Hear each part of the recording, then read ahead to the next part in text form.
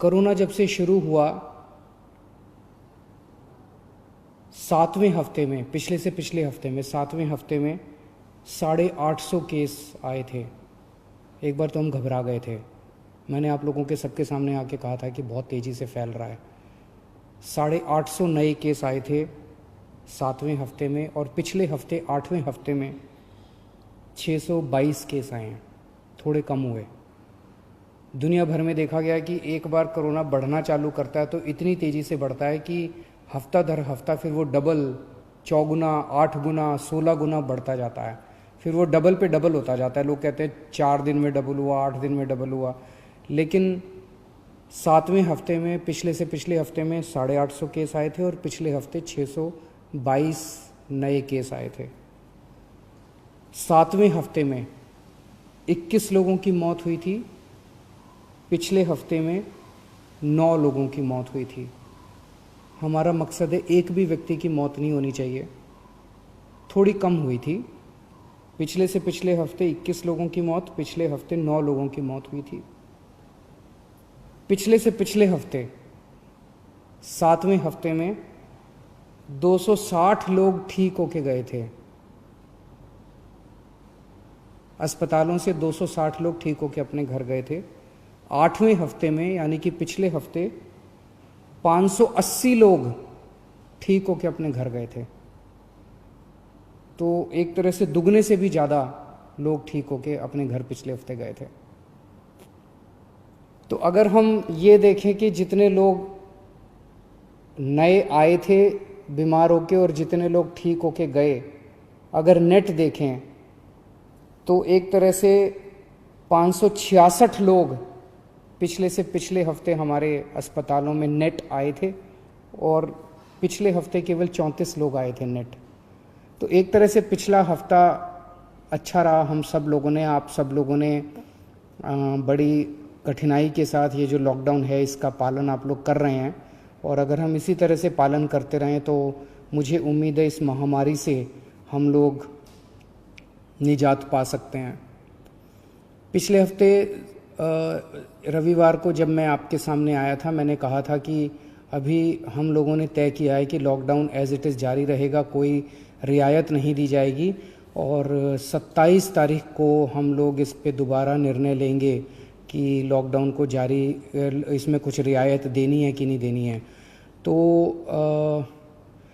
एक ही रियायत आज हम दे रहे हैं, वो ये कि परसों रात को केंद्र सरकार ने कुछ तरह की दुकानें खोलने का निर्णय लिया है।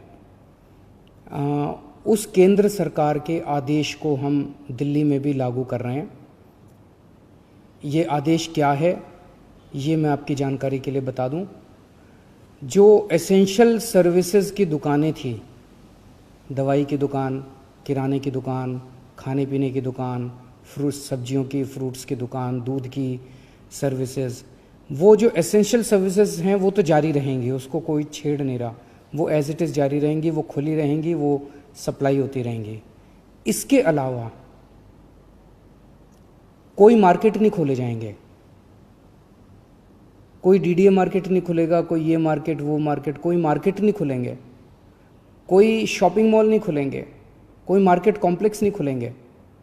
लेकिन जो रेजिडेंशियल एरियाज़ में इक्की दुक्की दुकानें होती हैं, स्टैंड अलोन कोई दुकान है, नेबरहुड की कोई दुकान है, इक्की दुक्की इस तरह की जो दुकानें हैं, उनको खोलने की इजाज़त केंद्र सरकार ने दी है। उन इक्की दुक्की दुकानें जो नेबरहुड में है, स्टैंड अलोन है, रेजिडेंशियल एरियाज़ में है, उन दुकानों को जो केंद्र सरकार ने इजाज़त दी है वो दुकानें दिल्ली में भी खोली जाएंगी। कोई मैं फिर से बता दूं, कोई मार्केट नहीं खुलेंगे, कोई मार्केट कॉम्प्लेक्स नहीं खुलेंगे, कोई शॉपिंग मॉल्स नहीं खुलेंगे। लेकिन कंटेनमेंट एरिया में वो भी नहीं खुलेगी, जो इक्की दुक्की दुकानें मैं बात कर रहा हूँ। कंटेनमेंट एरिया वो एरिया है जहाँ पे हम लोगों ने सख्ती की हुई है, सील किया हुआ उन एरियाज़ को जहाँ पे कोरोना के ज़्यादा केसेस निकल के आ रहे हैं। उन एरियाज़ में किसी भी किस्म की दुकान को खोलने की कोई इजाज़त नहीं रहेगी। इसके अलावा अगला एक और हफ्ता ये जो एक ऑर्डर आया है परसों केंद्र सरकार का, इसके अलावा और कोई कुछ खोलने की हम इजाज़त अगले 1 हफ्ते तक, 3 मई तक और नहीं दे रहे। 3 महीने तक यथावत इसी तरह से जो रेस्ट्रिक्शंस हैं वो जारी रहेंगी। ये हमारे लिए बहुत कठिनाई का समय है। बड़ी कठिनाई से पिछले 1 हफ्ते में आप सब लोगों ने मेहनत करके कोरोना को पे काबू पाया है।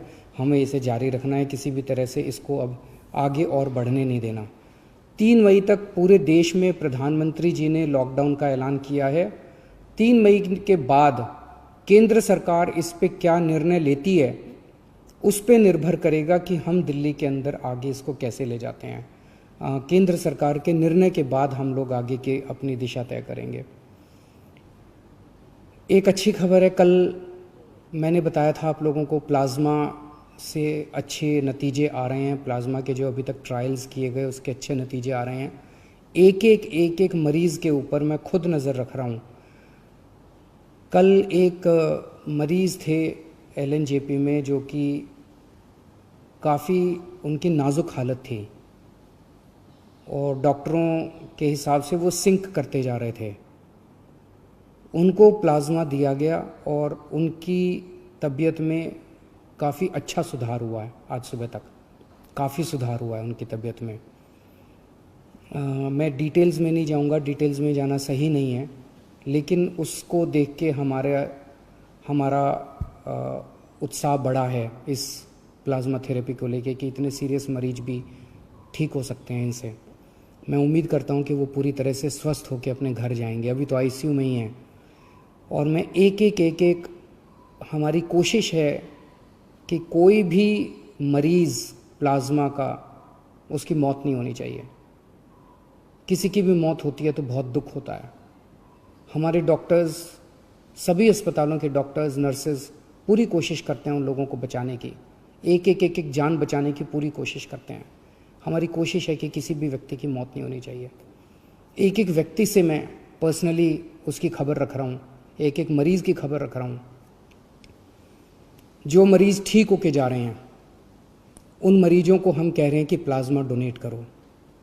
एक मरीज़ से मैं भी बात कर रहा हूँ, मेरी टीम भी बात कर रही है और उन्हें प्रोत्साहन देते हैं कि आप डोनेट कीजिए।